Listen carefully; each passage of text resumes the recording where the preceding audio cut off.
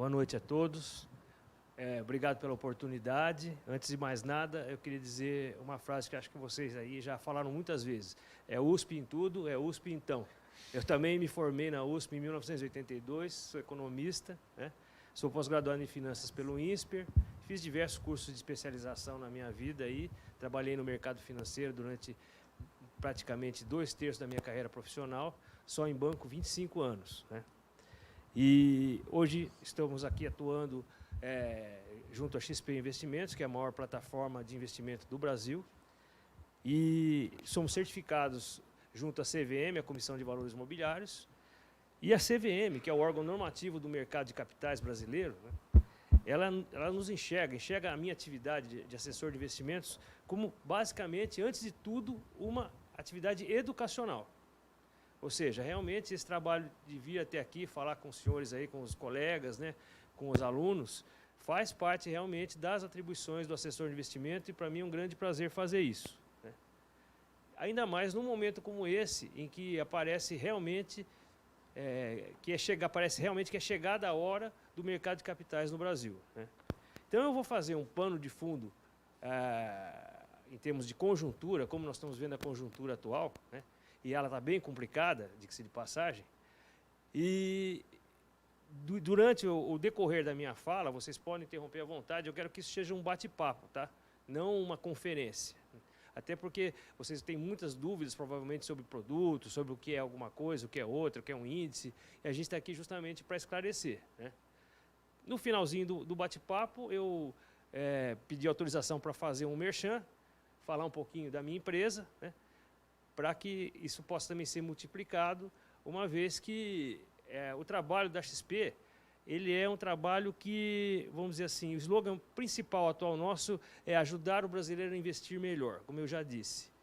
E realmente, falar de mercados de capitais no Brasil sem a XP, fica até faltando alguma coisa, porque a nossa atividade, a instituição onde eu trabalho, tem tudo a ver com esse momento de crescimento dessa atividade de investimento no Brasil. Bom, falando um pouquinho sobre o que nós estamos vendo no momento, né? Nós sabemos que o Brasil hoje não está numa situação igual à da Argentina por um motivo muito simples. O estrangulamento externo no Brasil foi resolvido. O Brasil tem uma posição de reservas internacionais muito sólida, cerca de 389 bilhões de dólares de reserva, pelo que eu, se não me engano, se não estiver enganado, né?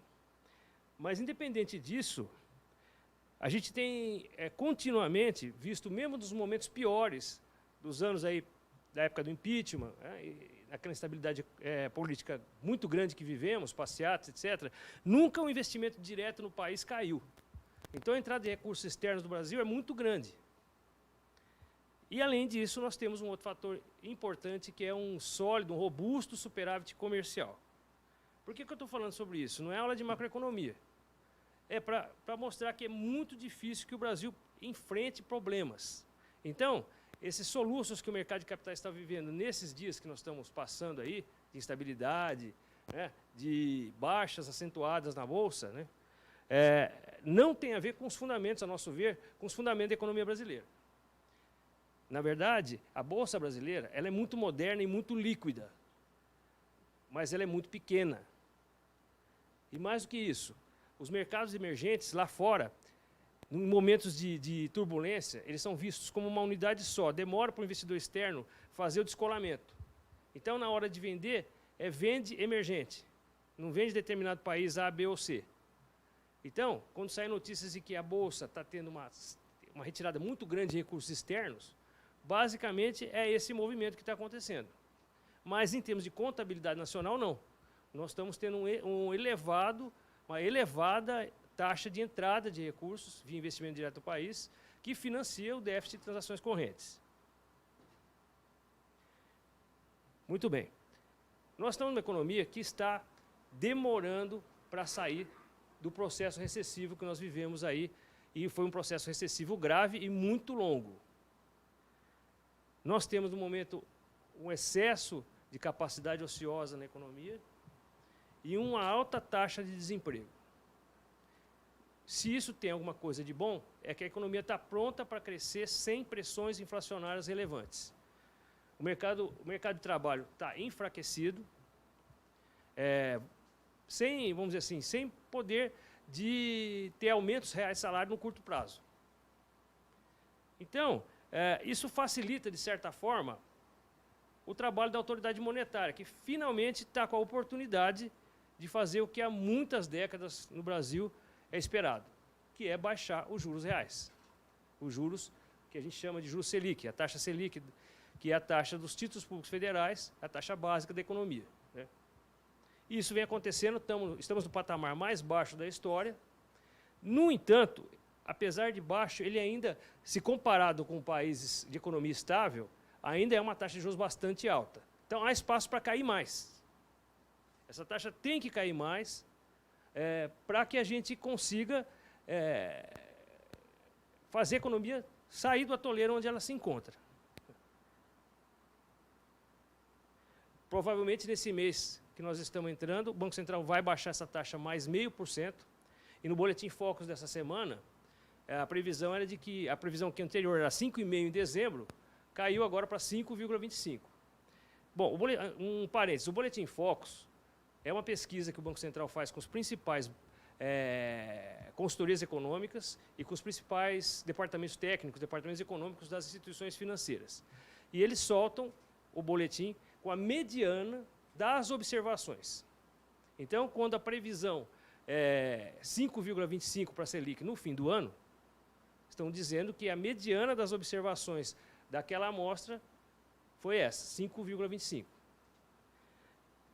Enfim, e o que isso nos traz? Se os juros reais estão caindo, é chegada a hora de investir em ações. E isso é bom para o investidor e bom para a economia do país. Por quê? Porque o país, o setor público está sem condições de ser o motor, de ser o investidor, de ser o condutor do novo processo de crescimento da economia. Ele está limitado por um teto de gastos, por um déficit primário estrangulante, e que tem que ser coberto. Há reformas que precisam ser concluídas, a reforma da Previdência é uma delas, né, que é para economizar dinheiro, não é propriamente para equilibrar, mas sim para economizar o horizonte de despesas. Então, o setor público não tem condições, ele, promover investimentos. Então, essa demora para a economia começar a deslanchar é justamente essa transição entre uma economia de setor público prevalecente, setor público conduzindo, setor público investindo, enquanto um outro ator, um outro agente não ocupa esse lugar. Que agente vai ser esse? Vai ser o setor privado. O setor privado é que vai ser o motor do desenvolvimento, inclusive na infraestrutura. E como que ele vai fazer isso? Através do mercado de capitais, envolvendo aí, portanto, o mercado de ações. Bom, dito isso, e a nossa Bolsa?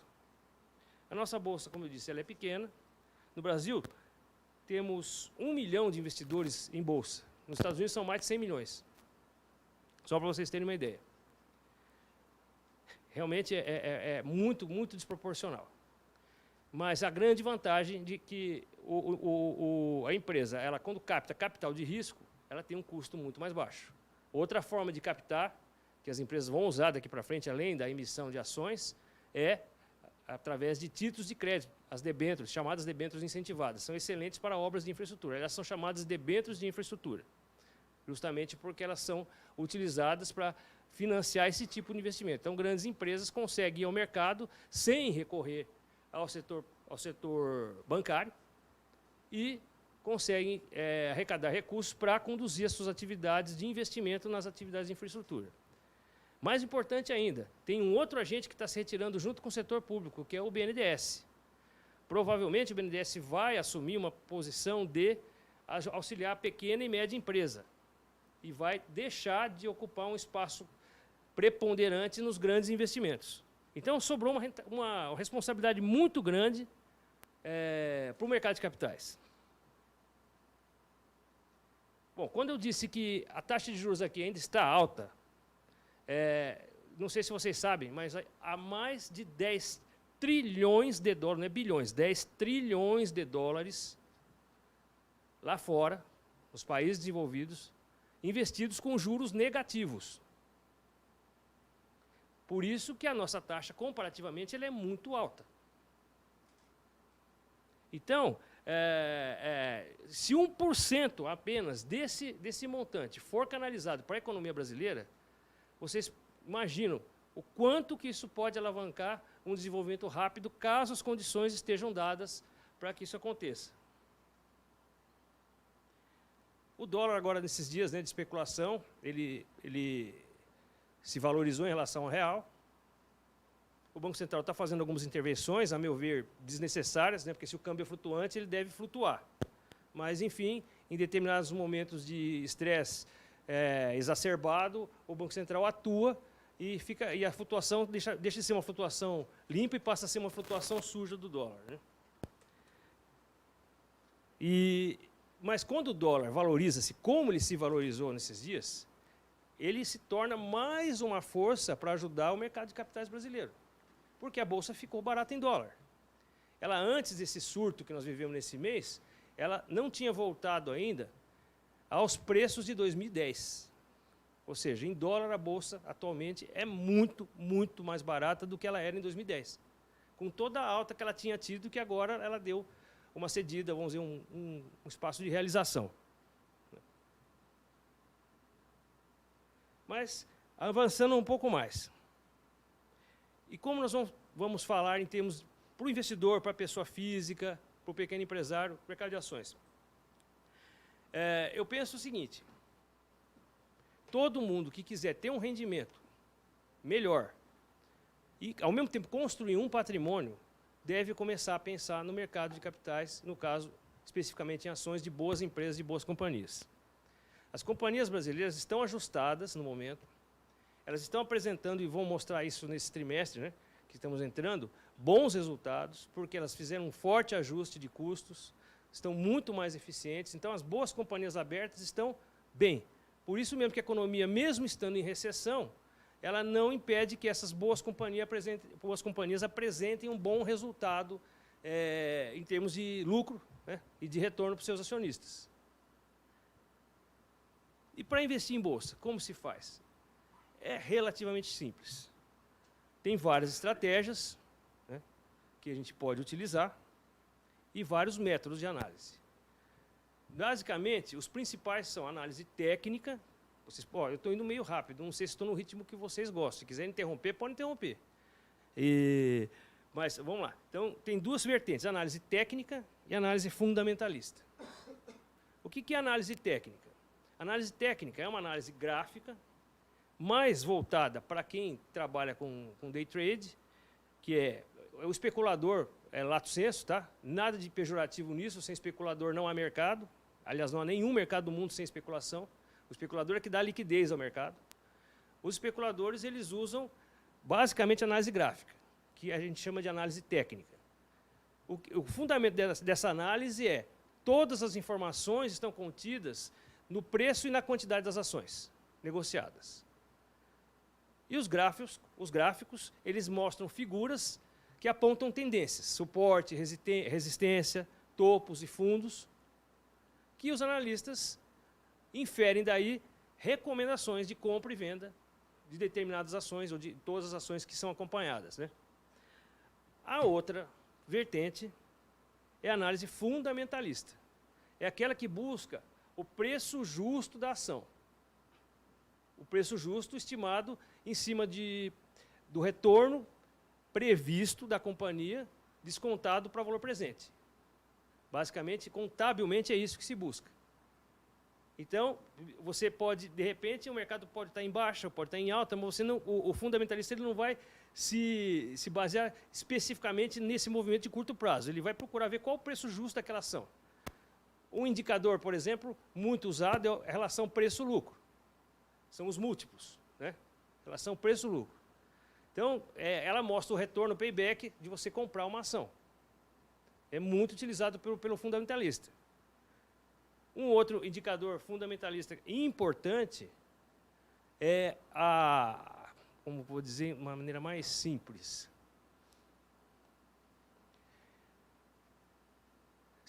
Basicamente seria você verificar qual é a situação dessa empresa no mercado em relação aos seus congêneres, comparativamente. Comparação entre diversos balanços de companhias do mesmo segmento. fazer uma análise setorial. Isso é uma outra vertente que o analista fundamentalista usa. Agora, o investidor em ações, ele não vai fazer esse trabalho, porque ele não vai ter tempo, não vai ter condições de fazer tudo isso. Ele vai se utilizar de fontes confiáveis de informação para obter esses dados e tomar suas decisões. Na Bolsa, tem várias estratégias que você pode utilizar. Swing trade é quando você compra, ainda especulativamente, mas visando vender num curto espaço. Day trade, como eu falei, é aquele cara que compra e vende no mesmo dia, ou vende e compra. E o mais tradicional, aquele que está construindo patrimônio, é o famoso buy and hold, ou seja, você compra e segura o papel consigo, porque você está construindo um patrimônio, você está mais preocupado aí em receber os dividendos, os proventos, as bonificações, que é a distribuição do resultado dessas empresas. Você está mais preocupado com isso do que propriamente ganhar na valorização desses ativos. Então, a gente entende, né, que é um mercado que ainda é muito pouco explorado. Daí a necessidade das pessoas buscarem cursos online ou cursos presenciais, para não se aventurar sem ter uma base. Porque daí a pessoa, ao ter um dissabor, não se sair muito bem nos seus investimentos, ela acaba abandonando essa vertente, esse mercado, de maneira injusta até, porque esse mercado tem muito para trazer para ela, em termos de garantia do seu futuro. Uma maneira importante de você também estrear no mercado e trabalhar nesse sentido de construir um patrimônio é participar das ofertas públicas iniciais. Quando eu falei que as empresas irão ao mercado para captar, para fazer seus investimentos, as grandes companhias fazem ofertas públicas iniciais, que são leilões primários de papéis, onde você vai comprar uma ação que está nascendo, vamos dizer assim, certo? Feita uma distribuição, tem coordenadores líderes, corretoras participando. É uma maneira do público também ter acesso na fonte, vamos dizer assim, com relação a esses produtos, essas ações. Eu acho importante, retornando um pouquinho com relação ao prognóstico que a gente tem para a economia brasileira, né, que ela está inserida numa realidade internacional, não há como fugir disso, né? Nós estamos vendo que, nesse momento, está tendo uma intensificação da guerra comercial. Trump está realmente batendo forte na China. Não vou entrar no mérito qual dos dois lados tem razão, mas o fato é que isso trouxe muita turbulência no mercado. E a gente entende que, apesar disso, essas pressões e contrapressões tendem a se amainar, porque não há interesse no processo eleitoral americano do Trump arriscar, colocar os Estados Unidos, que são atualmente a única economia desenvolvida que está aquecida, num processo recessivo e com isso perder a sua chance de ter um segundo mandato, o que é muito raro na história americana. Geralmente o presidente lá é eleito uma vez e consegue a sua reeleição. Que eu me lembro na minha vida, o único que não teve ou que teve esse insucesso de não ser reeleito foi o presidente Jimmy Carter. Os demais países desenvolvidos da OCDE estão realmente entrando num processo de marcha lenta, para dizer o mínimo, mas tudo isso não assusta tanto, porque os bancos centrais serão muito mais ativos daqui para frente. Eles não vão esperar essa recessão prevista chegar para atuar. Então, tudo isso cria um ambiente. E o que eles vão fazer? Mais políticas do tipo quantitative easing, né, que é comprar ativos do setor privado, ou ainda punir o investimento em moeda, com juros negativos que já existem, né? Então, tudo isso vai criar um panorama, se o Brasil continuar no caminho das reformas e no caminho da abertura comercial e da abertura do seu mercado, vai criar um ambiente extremamente favorável para a Bolsa subir. Basta ter paciência nesses momentos de instabilidade que nós estamos vivendo. Então, é muito importante isso. Quer dizer, estão dadas muitas condições, talvez como nunca na história, para a gente ter um processo transformacional na economia brasileira e liderado pelo setor privado, especificamente com o mercado de capitais se fortalecendo de maneira muito grande. É um momento realmente muito diferente. Infelizmente, esse momento fica turvado, porque o ambiente político interno também não é dos melhores. Existem ruídos, né, na relação entre os poderes, existem declarações infelizes, enfim, existem conflitos, né, e isso é lógico que atrapalha e pesa no mercado, e o mercado considera isso.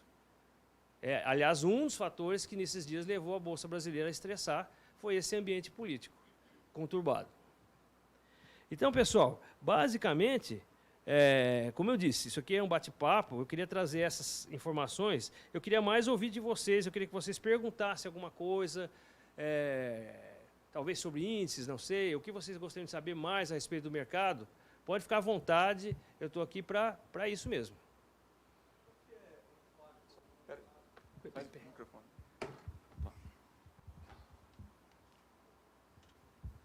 Qual que o senhor considera que é o impacto ao longo prazo da retenção dos lucros pelas empresas no preço da ação? Então, realmente, as companhias que têm sucesso no mercado de capitais, elas têm que ter uma política ativa de distribuição. Se elas forem econômicas na distribuição de resultado, lógico, elas têm que acumular recursos para novos investimentos, mas elas têm que distribuir resultados, senão é um produto que deixa de ser interessante. Então, eu vejo que a tendência é que as grandes companhias continuem distribuindo resultados. Tem companhias que são mais distribuidoras. A gente tem até carteiras que a gente monta com companhias que são distribuidoras de resultado. A gente chama de carteiras de dividendos ou fundos de dividendos. O que é um fundo de dividendos? É um fundo de ações voltado para companhias que são boas pagadoras de dividendos. Nós temos, inclusive, na XP, uma carteira que chama Carteira de Dividendos, que é onde os analistas da XP escolhem companhias boas pagadoras de dividendos. Evidente que dividendos só se a empresa estiver tendo lucro. Mas tem companhias que, mesmo grandes, não são tão boas pagadoras de dividendos assim. Aí cabe ao investidor, justamente com o auxílio das análises, escolher as melhores companhias dentro desse sentido que você falou. Entendeu?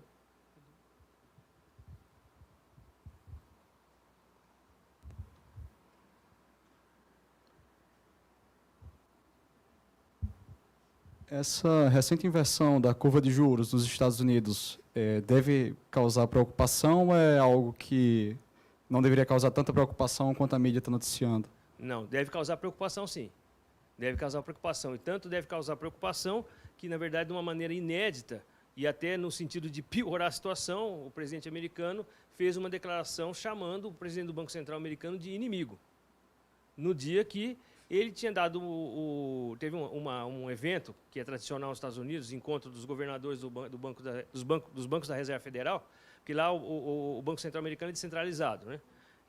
Então, os bancos do Sistema Federal de Reserva, eles têm vários governadores, se reúnem em determinados lugares e fazem declarações que o mercado fica aguardando ansiosamente. Na semana passada teve um encontro em Jackson Hole e o presidente, o Jerome Powell, fez uma declaração que o mercado chamou de dovish, ou seja, uma declaração bem no sentido que o mercado gostaria, de que ele vai afrouxar a política monetária. E o mercado até, nesse dia, ele deu uma arribada muito boa. Passou alguns minutos, o Trump fez um Twitter chamando ele de inimigo, que é uma coisa inédita na história, nunca aconteceu, porque nos Estados Unidos o Banco Central é presidido, tem independência, é uma entidade autônoma. Nunca um presidente do Banco Central foi demitido por um presidente da República. E mais, esse presidente foi nomeado pelo Trump. Então, quer dizer, isso trouxe enorme turbulência. E o presidente já tinha dado a entender que ele vai trabalhar pela flexibilização, paulatina, óbvio. Agora, lógico, não vai ser como o Trump pediu, uma baixa imediata de 1% nos juros. Nunca o Banco Central americano faria isso, mas jamais. Sempre eles têm uma atuação gradualista, né? Mas realmente, esse indicador é um que você levantou, que é a inversão das curvas de curto prazo com de longo prazo, da termoestrutura, né? Então, os juros de curto prazo estarem mais altos do que os de longo prazo. É realmente um indicador preocupante. Mas a gente justamente acredita que os presidentes do Banco Central, inclusive dos Estados Unidos, vão ser proativos dessa vez. Não vão esperar 2 anos para baixar os juros. Mas também não vão baixar na velocidade que o presidente Trump quer. Então, é essa situação que... só falar uma coisa que eu me esqueci. Eu falei de investimento direto em ações, comprar ações. Qualquer pessoa pode fazer isso, por intermédio de uma corretora de valores. Outra maneira é investir através de fundos de ações. Os fundos de ações são uma maneira bastante democrática de você investir, porque eles têm todo fundo de investimento ele tem 3 figuras importantes. O gestor, que é o cérebro, que é o que faz a diferença no desempenho do fundo, porque os fundos concorrem, e cada um tem um desempenho, uns melhores, outros piores. O administrador, que é o responsável pelo cumprimento das regras e do estatuto e do regulamento do fundo, ou seja, para verificar se o gestor está fazendo com inteligência, com competência, mas dentro do que foi combinado. E o custodiante, que é quem guarda os valores. São as 3 figuras que tem todos os fundos de investimento, inclusive nos fundos de ação. E os fundos de ações têm várias políticas, como eu disse, tem fundos de ações de dividendos, tem fundos de ações mais especulativas, tem fundos de ações com exposição internacional. São várias maneiras de você investir em ações sem precisar efetivamente comprar as ações. Você pode, de repente, investir em vários fundos de ação diferentes, fazer uma carteira diversificada de fundos de ações. É uma maneira também de você chegar e conseguir, inclusive, investir com menos recursos. Porque quando você investe em ações diretamente, você incorre em taxas, corretagens, e no fundo de ações isso não acontece. O bom fundo de ações, o que é um bom fundo de ações? É um fundo de ações que tem uma gestão ativa. Gestão ativa é quando a bolsa sobe, ele sobe mais que a bolsa, e quando a bolsa cai, ele cai menos que a bolsa. Basicamente é isso. Você olha o desempenho do fundo, o histórico do fundo, e vê se ele consistentemente entrega mais do que a bolsa, e quando a bolsa cai, ele cai menos que a bolsa. Aí você está já num bom caminho para escolher um fundo de ações de qualidade. Vamos lá, pessoal, continua aberto as perguntas aí. Eu tenho uma pergunta. Pois não. Recentemente a Bolsa chegou nos 100 pontos, né, que é um marco histórico, assim, deu uma queda recente. Eu queria saber qual é a expectativa, assim, com mais reformas, por exemplo, a tributária que pode vir, a quantos pontos a Ibovespa pode chegar com essa expectativa de mais reformas? Muito boa pergunta. Realmente, foi dentro daquilo que eu falei. Apesar de, em termos de pontos, 100 mil pontos parecer um patamar elevado, como eu disse, a Bolsa está muito barata. Muito barata mesmo. A XP acredita que até o ano que vem, se o panorama especificamente das reformas continuar num bom ritmo, a Bolsa pode chegar a 140 mil pontos. Ou seja, uma alta de 40%. Nós estamos com uma inflação de 3,8%. A taxa Selic vai cair para 5,5%. E a Bolsa pode subir 40%. Então, realmente, dá para se perceber como se dá para construir patrimônio de maneira saudável investindo em ações.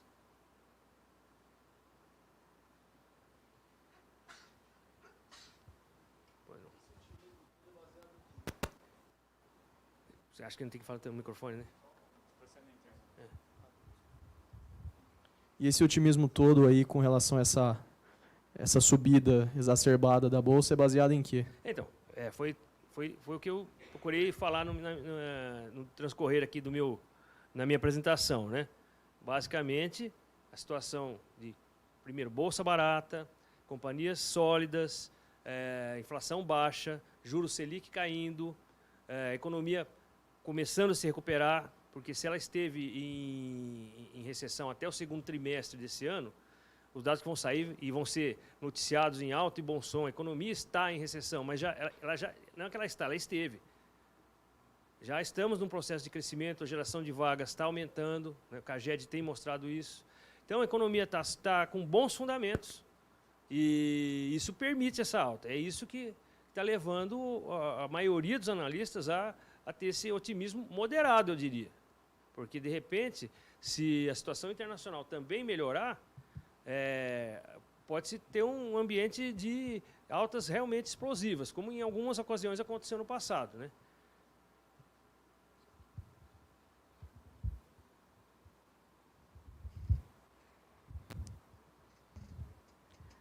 Uma pergunta um pouco mais básica. Para quem nunca investiu, não sei se poderia se falar desse jeito, mas o passo a passo, por exemplo, a primeira coisa seria, no caso, procurar uma corretora. Sim. Quão acessível é essa corretora? Ultimamente tem sido tudo via online, né? As pessoas baixam o aplicativo e já faz tudo via aplicativo. Mas a questão de, por exemplo, de você ter a oportunidade de conversar com o corretor, trocar uma ideia e realmente decidir. Não, que nem você falou, por exemplo, do fundo de ações. Vocês fazem também, né? Sim, sim. Via corretor. Então, assim, por exemplo, discutir essa ideia, porque hoje o mercado está tão volátil, né? Até eu vi hoje uma notícia que a CVM foi bem assim, né? Enfática, está sentindo uma bolha em relação aos bitcoins, né? Então, assim, em quem você confia? Como você vai confiar? Ainda mais o brasileiro, que não tem tanto dinheiro para investir. Então, assim, que você falando, construção de um patrimônio. Então, o passo a passo, assim, de quem realmente quer começar, como fazer o procedimento, seria mais ou menos isso. Então, realmente, você só investe em ações por intermédio de uma corretora. Certo? A primeira coisa que eu falo, investir com conhecimento, fazer um curso, tem muitos cursos online, e ler a respeito, nunca se aventurar no mercado de capitais. Eu vou fazer uma pergunta, eu queria que alguém, qualquer um aqui no auditório respondesse. Você pode vender ações da Petrobras sem ter? Alguém sabe? Pode. Pode. Muita gente não sabe. Vender é uma estratégia. Se você acha que a ação vai cair, você vende antes. Tendo garantias, você pode fazer isso. É uma estratégia. Só que se a pessoa fez isso por engano, ela errou. Ela ia comprar e vendeu. E nesse ínterim, de repente, passou uma hora, nossa, eu achei que eu tinha comprado e, na verdade, vendi e a ação subiu 10%. Ela vai ter que comprar, tem que comprar, e vai arcar com prejuízo. Então, por isso que eu digo que é muito importante a pessoa estudar. E eu até queria mostrar um material nesse momento, nessa altura da nossa conversa. Põe aí mesmo, nos acompanhamentos. Tem como passar para lá? Como é que... Acho que não está indo. Pedir ajuda. Conseguiu? Não, foi. Então, pessoal, isso aqui, como eu disse, eu não posso dissociar o meu trabalho e o investimento em ações, e o investimento, aliás, em qualquer produto do mercado financeiro hoje, sem falar na XP, que é a empresa disruptiva, um verdadeiro case de sucesso na economia brasileira. Esse site aqui, chama-se xpi.com.br. Dá licença um pouquinho, Bruno. Se você entrar no site, você tem, não precisa ser cliente, hein? Você vem aqui em investimentos, análises e recomendações. Totalmente de graça. A máxima qualidade que a XP tem em termos de análise. Eu diria mais para vocês. Quase que você não precisa ler jornal. Basta acessar diariamente isso aí. Você tem análises, você tem segmentado por tipo de produto, guia de investimentos, ações, análise técnica, que é análise gráfica, fundos de investimento para você escolher, ler, saber mais a respeito, fundos imobiliários. Aliás, aqui eu vou falar um pouquinho, daqui a pouquinho, fundos imobiliários, muito interessante isso aqui. Né? Previdência privada, enfim, todos os produtos. Vou dar um exemplo aqui, ações.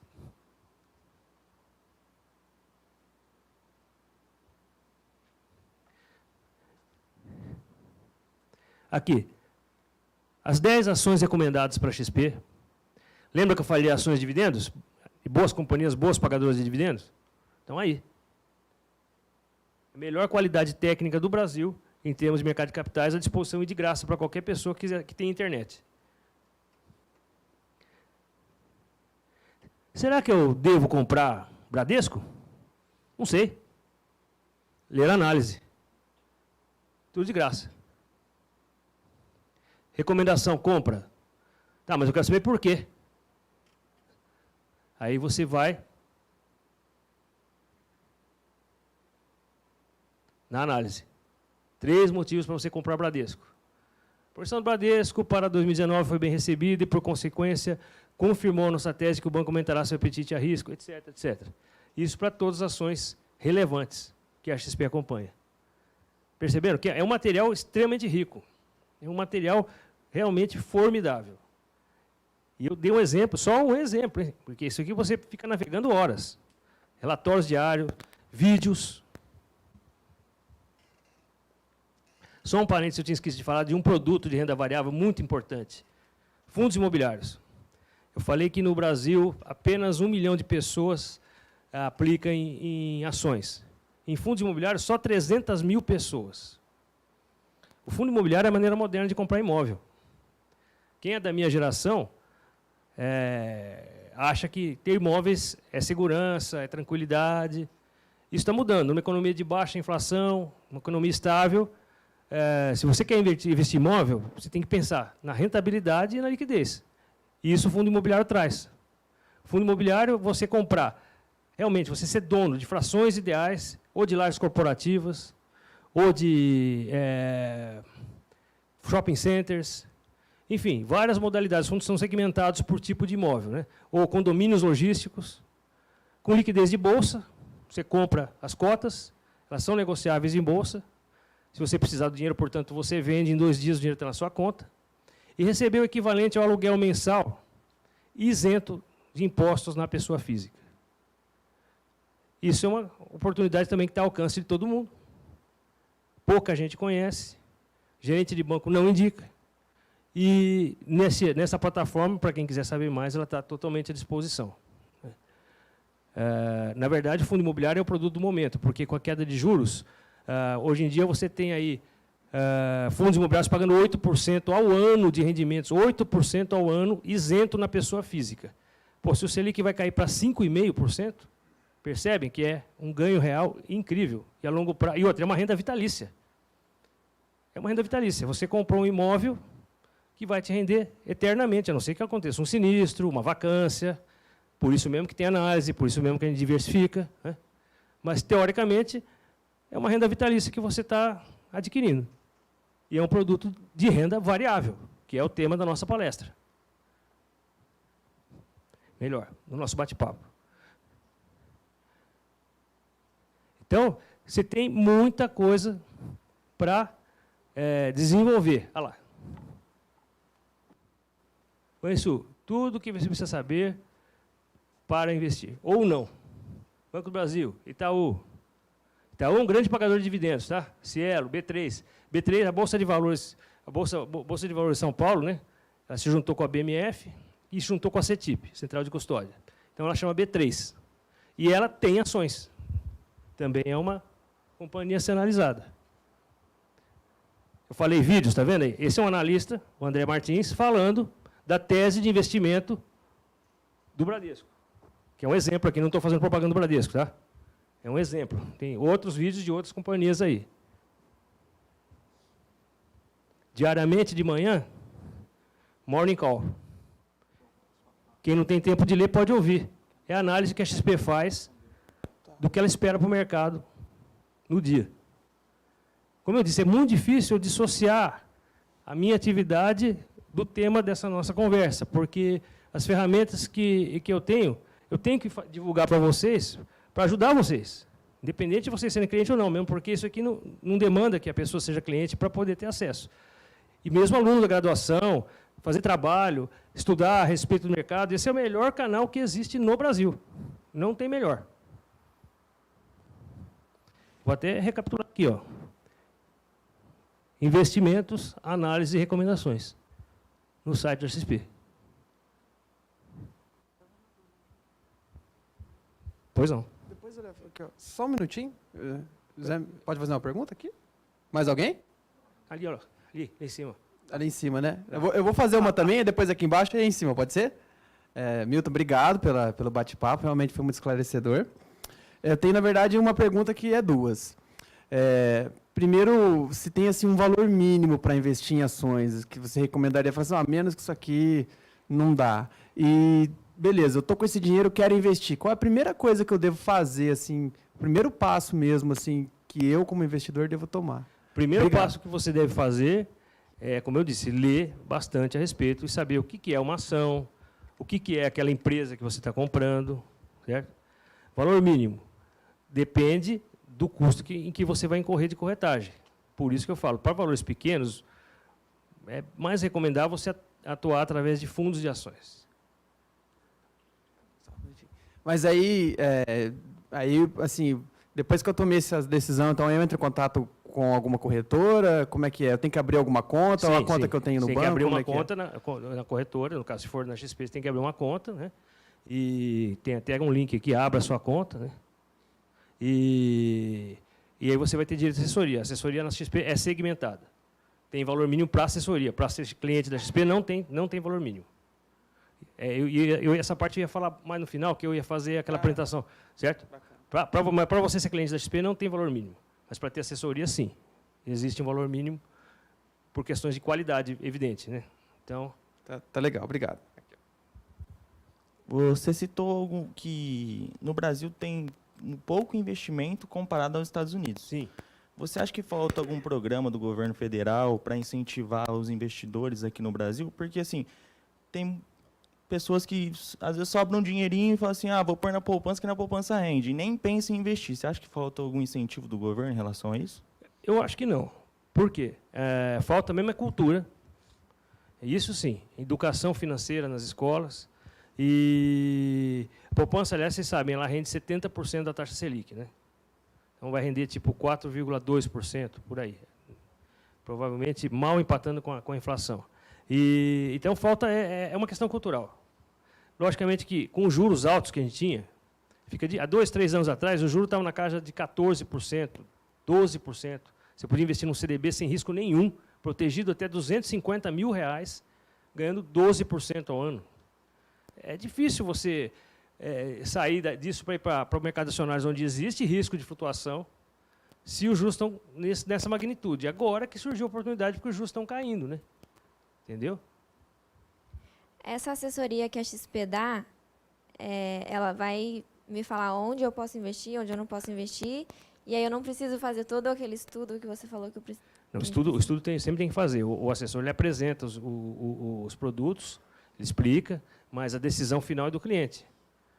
Então, eu não faço gestão, o assessor não faz gestão de carteira. Tipo, me dá o dinheiro aqui que eu vou cuidar para você. Não, é o cliente que vai decidir. Por isso mesmo que a gente indica produtos que o cliente entende e que respeita o perfil dele. Se o cliente não entende determinado produto, ele não deve... Um dos primeiros slogans da XP era conhecimento para investir, liberdade para escolher. Você tem liberdade, mas você precisa saber. Eu não posso chegar para você e falar que é bom comprar Bradesco. Eu não posso fazer isso. O analista pode, mas será que ele acerta todas? Se ele acertasse todas, ele não era mais analista, correto? Então, existe uma complexidade nesse mercado. Tem uma pessoa lá em cima, acho que queria fazer uma pergunta. Então, eu não sei se você respondeu já essa pergunta, cheguei um pouco atrasado na palestra, mas é em relação à fuga de investidores internacionais aqui da Bolsa.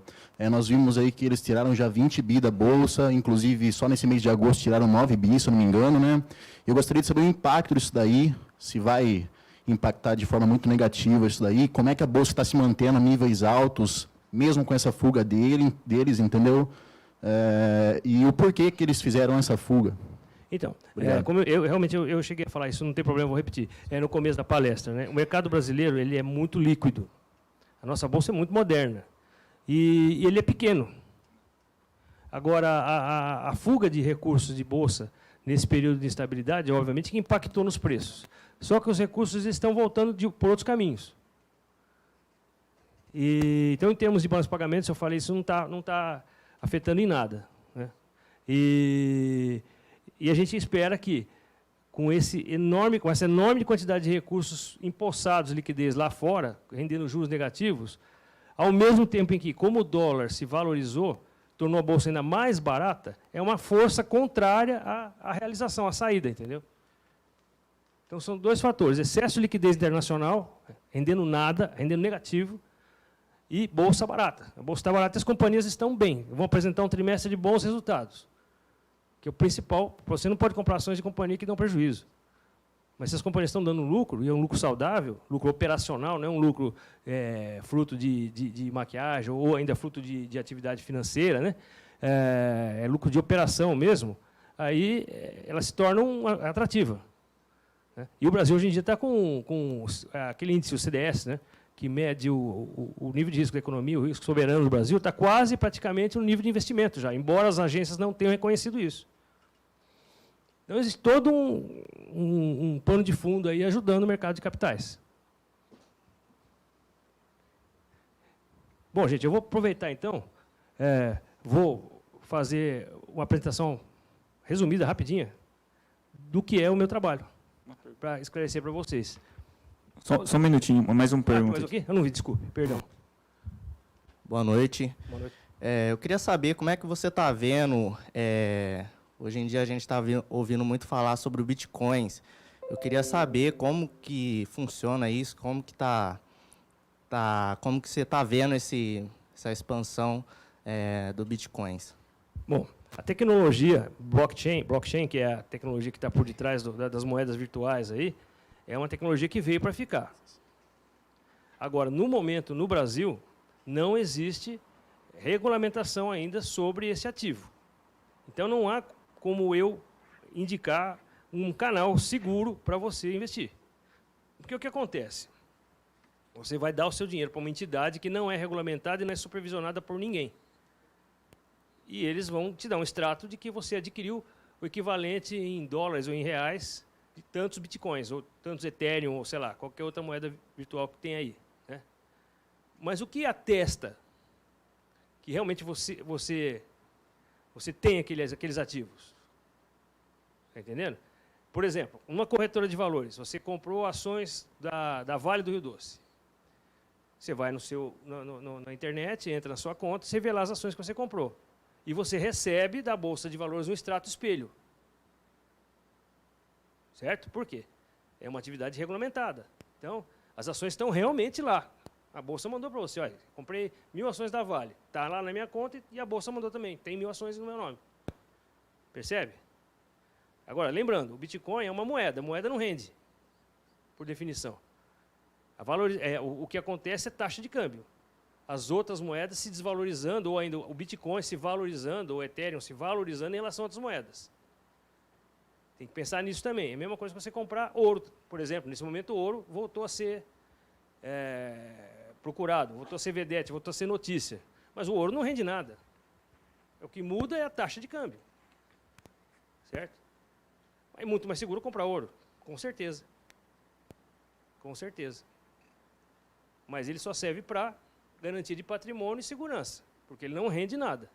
Se ele subir eternamente, você está tendo um ganho de patrimonial. E se ele voltar a cair, você vai ter uma perda.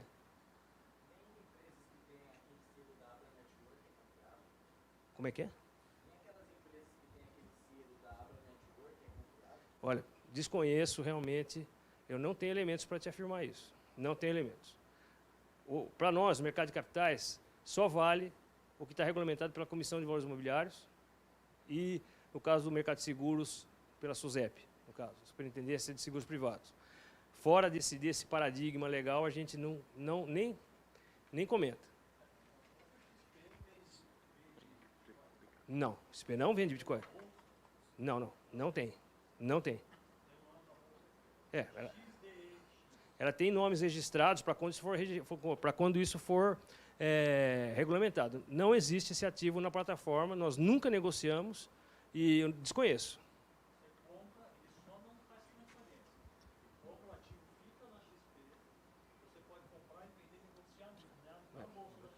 Eu desconheço, francamente. Eu desconheço. Eu desconheço. Para mim é novidade. Eu sabia que a XP tinha as marcas registradas, nós não trabalhamos com esse produto no escritório, não divulgamos e não acompanhamos ainda. Assim que isso for regulamentado, a gente vai fazer. Eu não desconheço mesmo. Até fico devendo para você essa informação com mais precisão. Vou até pesquisar a respeito.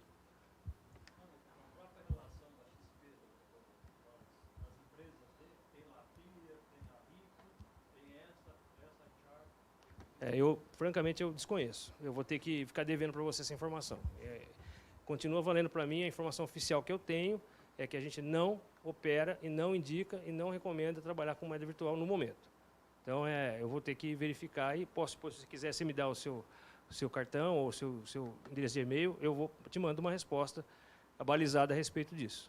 Que no momento eu não tenho essa informação. Vou te fazer outra pergunta aqui. Eu sou novo no mercado de ações e eu não sei muito bem como funciona essa parte de dividendos. Você já até comentou aqui. São todas empresas? Tem um padrão de pagamento de dividendos ou não? Tem trimestrais, anuais, semestrais, depende da empresa E, lógico, toda boa companhia distribui dividendos.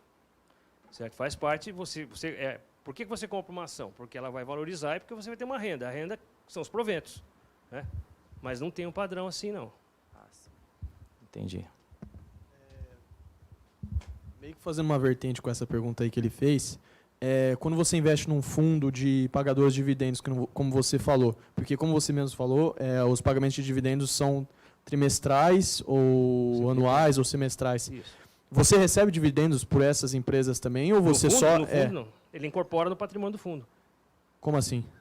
O fundo é o detentor das ações. Quando você investe num fundo Sim. de ações, quem é detentor das ações é o fundo. Certo, Você tem frações ideais daquele patrimônio daquele fundo, dos ativos que compõem a carteira daquele fundo. certo. Então, tudo que aquele fundo recebe de renda é incorporado no patrimônio do fundo. Ah, entendi. Então, isso aí, como se fosse no valor do fundo, isso impactaria. Isso, Aí Entendi. passou um ano, você tinha 100 mil reais, passou um ano, você está com 110 mil reais.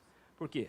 Valorizaram-se aquelas ações, ao mesmo tempo o fundo recebeu dividendos de um monte de ações, e você fala, agora eu vou sair. Você vai pegar 110 mil reais menos o imposto. Entendi, Certo? entendi. Mais uma pergunta aqui, continuando com dividendos. O Enio William, ele está dizendo assim, considerando a construção de patrimônios como objetivo de obter renda, as empresas sólidas e consistentes tendem a aumentar seus dividendos ao longo do tempo. Mesmo no momento de crise, por exemplo. Na crise de 2008, onde muitas ações caíram 50%, os dividendos das boas empresas continuaram no mesmo nível ou dividendos tendem a cair em momentos de crise? Lógico que não tem uma resposta única para isso. Se uma crise atinge determinado mercado específico de determinada empresa, essa empresa vai ter uma redução nos seus resultados. O que eu disse que, em geral, no momento aí que nós estamos vivendo, as empresas brasileiras passaram por um forte processo de ajuste nos últimos anos. Então, a maioria delas está apresentando um bom desempenho operacional. Mas é óbvio, tem setores e setores, tem segmentos e segmentos. Né? Realmente, se você está num segmento que foi atingido drasticamente por uma mudança, essas empresas não vão poder apresentar resultado. Então, aí elas vão partir ou para uma situação até falimentar, recuperação judicial, ou para incorporação e fusão. Né?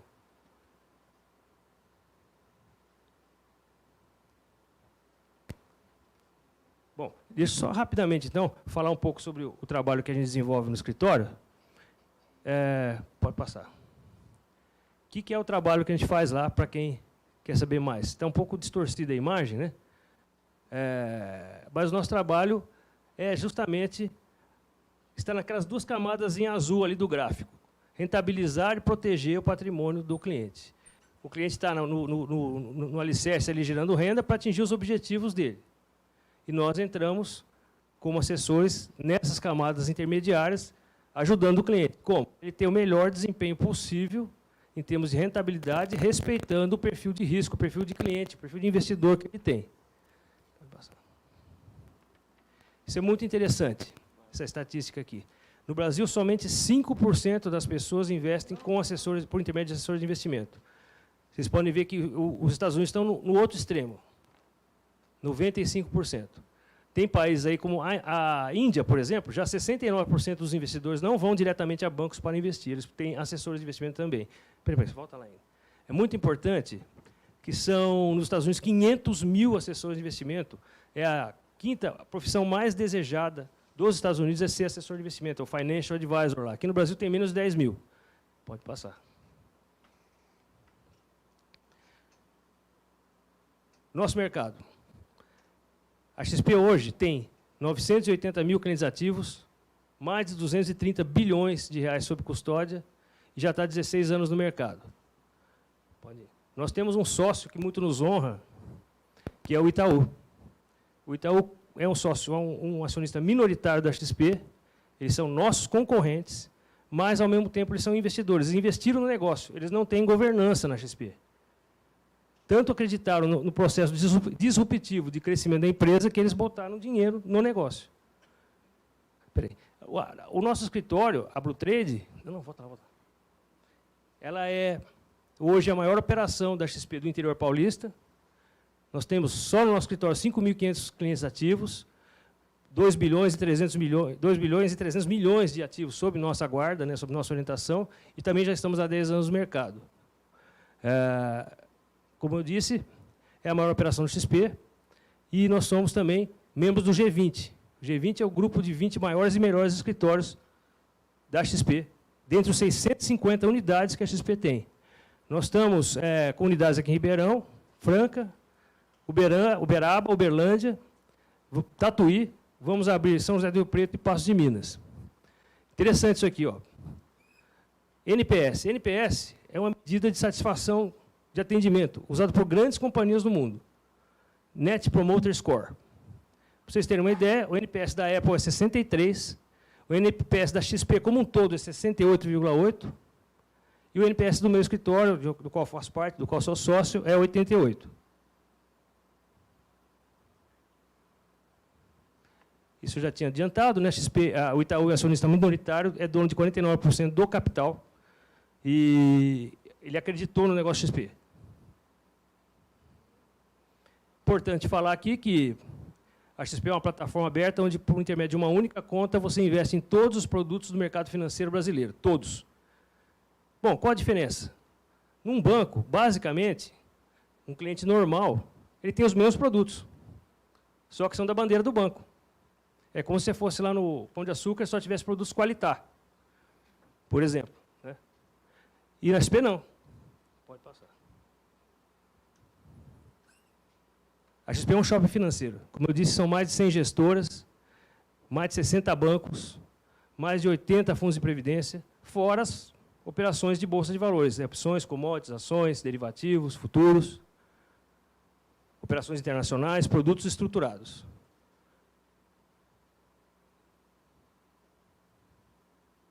Aqui é a nossa segmentação. A gente tem, isso foi estudado, né?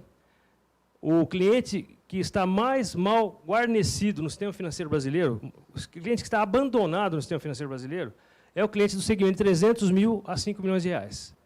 Esse cliente não é bem tratado e não consegue maximizar o resultado de suas aplicações no sistema financeiro convencional. Então, nosso trabalho é esse, como assessores.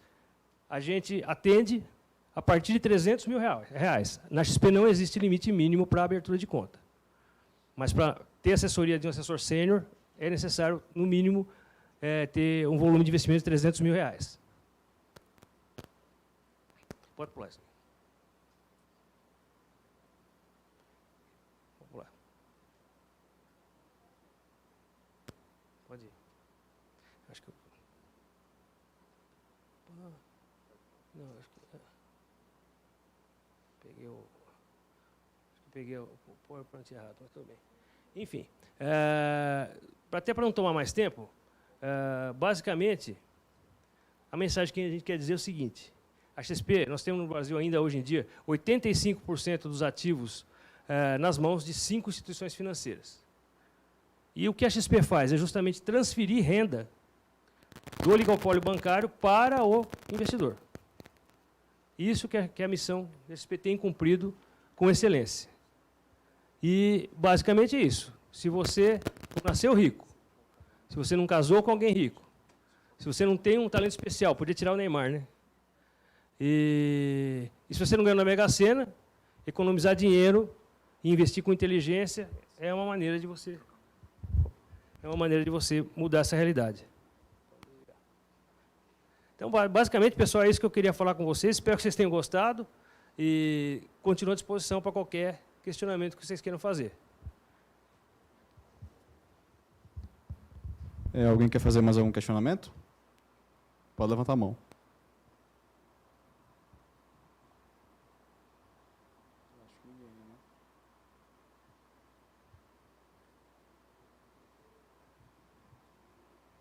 Beleza? Ninguém quer fazer mais uma pergunta? Não tem ninguém? Alguém mais?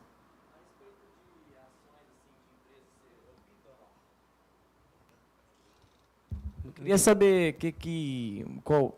como eu posso dizer, o que você me fala das ações da Oi, que está quase...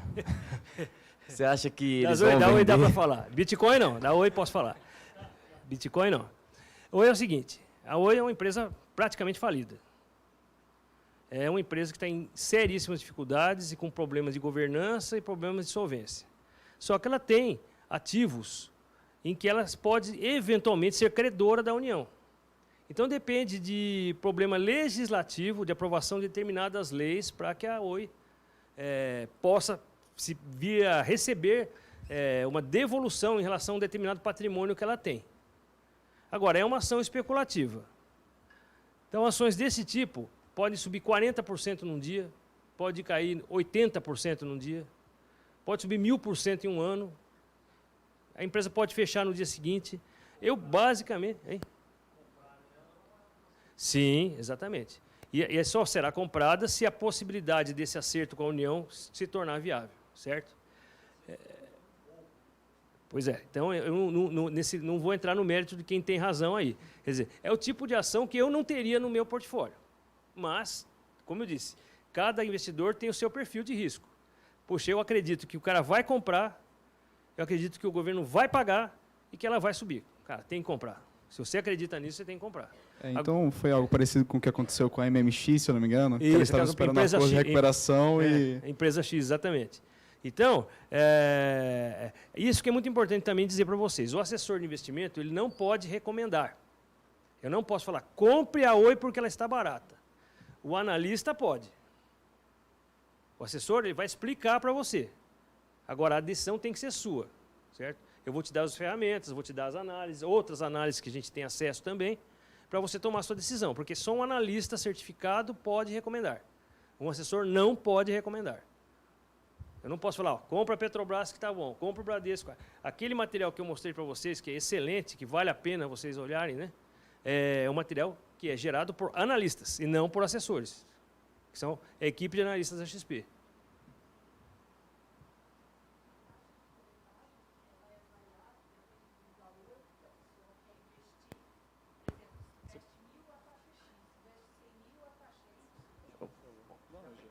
Fechou, né? Não, depende do tipo de operação. Depende do tipo de operação. Não. Peraí, se você opera via mesa, aí depende do valor, porque ela é uma percentual da sua operação. Se você opera no autosserviço, é um valor fixo. Só depende da operação e não do volume. Entendeu? Isso tudo tem no site lá, né?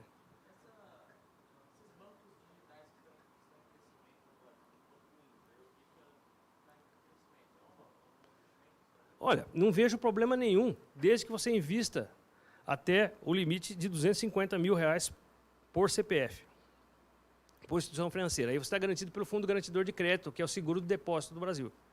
Não há risco nenhum, não vejo. E, aliás, a tendência de digitalização dos bancos é grande. Os bancos que demorarem mais, por exemplo, o Banco do Brasil está passando por uma reestruturação tremenda agora para tentar correr atrás da demora que eles tiveram em se ajustar aos novos tempos. Dos bancos de rede, dos bancos de varejo, o que está mais adiantado é o Itaú. Porque digitalização vai ser o futuro. Vai ser o futuro mesmo, lógico. Todos os bancos serão digitais no futuro. Qual é a tendência em relação às ofertas subsequentes de ações? A tendência de alta? Os follow-ons? Há uma tendência de... Não tem uma tendência. Depende da empresa. E depende da conjuntura do mercado na ocasião. Certo? Agora, é uma maneira bacana, porque quem já é acionista tem direito de preferência. E esse direito de preferência muitas vezes é subsidiado. Ou seja, a companhia oferece um prêmio. É uma maneira dele distribuir resultados, oferecer direitos de preferência. Você vai comprar uma ação que vale 100, ele vai fazer uma nova emissão, um follow-on, você vai poder comprar durante um certo período a 95. Então, vale a pena se acompanhar. Entendeu?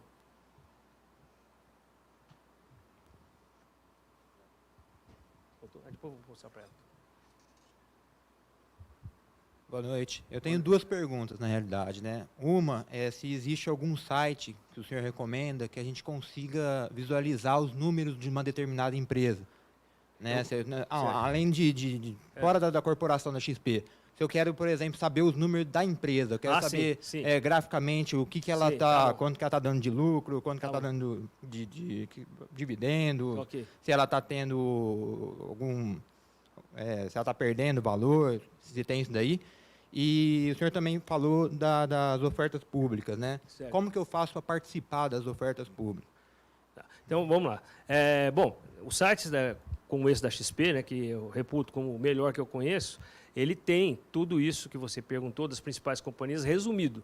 Mas se você quer ir direto na fonte, Você vai no site da própria companhia aberta, toda a companhia aberta, obrigatoriamente, já tem um departamento de relação com investidores, onde as demonstrações financeiras auditadas estão disponíveis e os relatórios da diretoria também.